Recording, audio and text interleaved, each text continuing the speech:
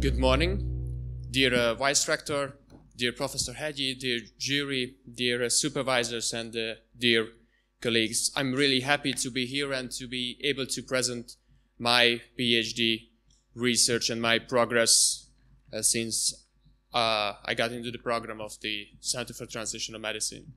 I am Bence Stubnya. I'm doing my orthopedic and traumatology residency program at the Department of Orthopedics and my PhD research as well. My vision is to increase people's lives quality by doing total knee arthroplasties. Therefore, my mission is to find the most effective total knee arthroplasty methods. I have 4 ongoing projects under the Center for Translational Medicine program, which I'm going to talk about in the next couple of minutes. The first project is to compare of the safety and the efficacy of different surgical approaches in total knee arthroplasty. The background of our investigation or study is the enormously growing number of the necessarily implanted total knee arthroplasties in the last decades and the estimations in the next 20 years, which is about 500%.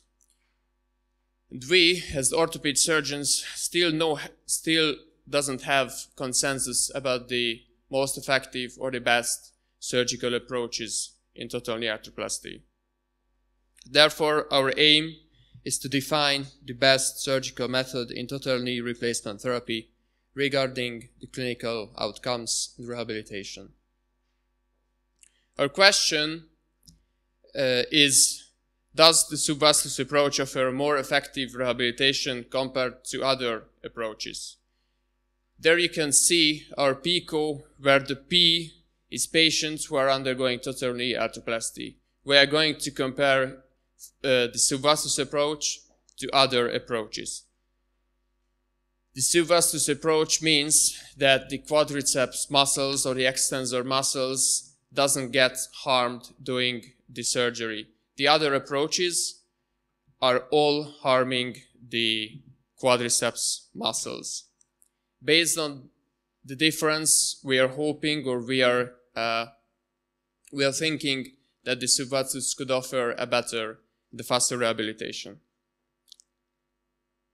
We did our systematic search in the 3rd biggest online library, where we found 1,118 articles, and after the Prisma flowchart system, we found 74 articles which were good enough to include our data extraction.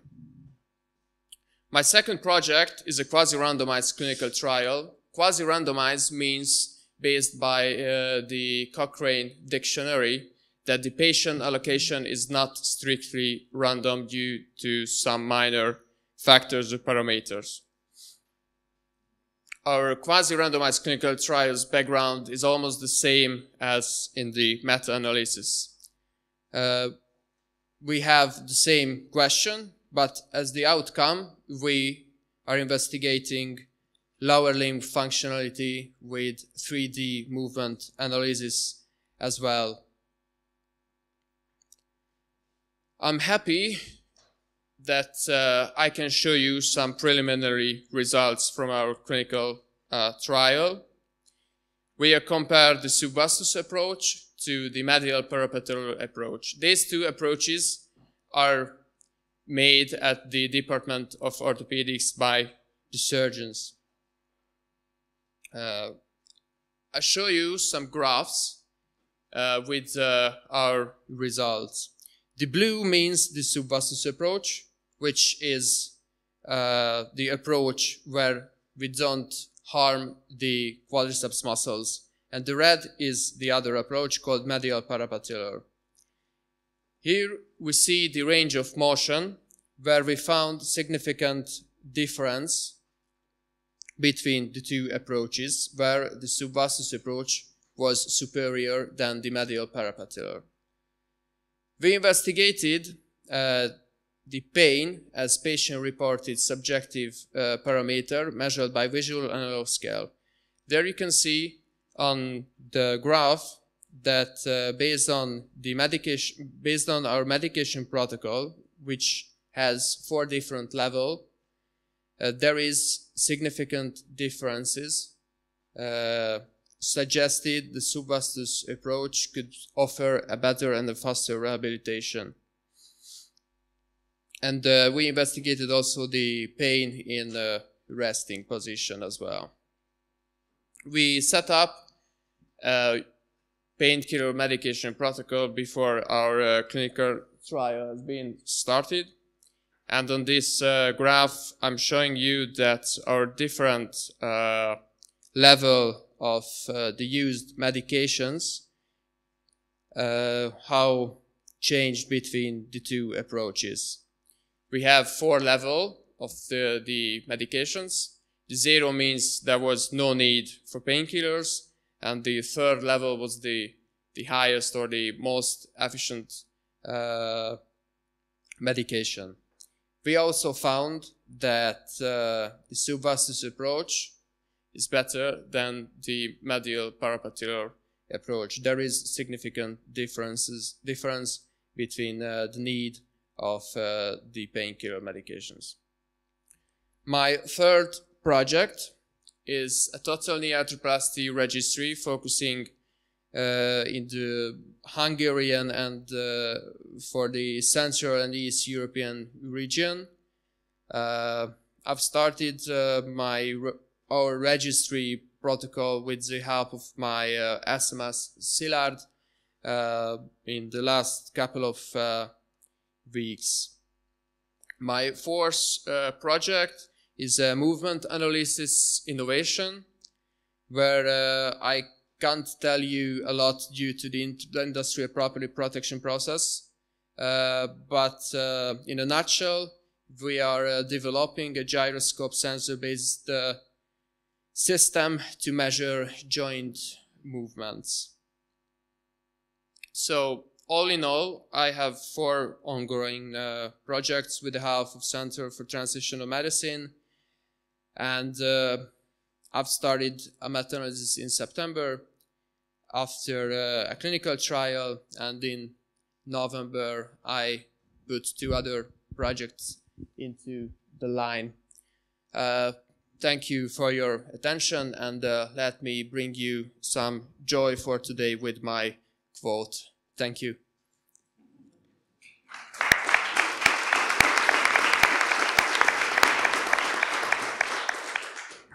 I just have a technical question. That what is the submission date planned? Is for the paper or for the...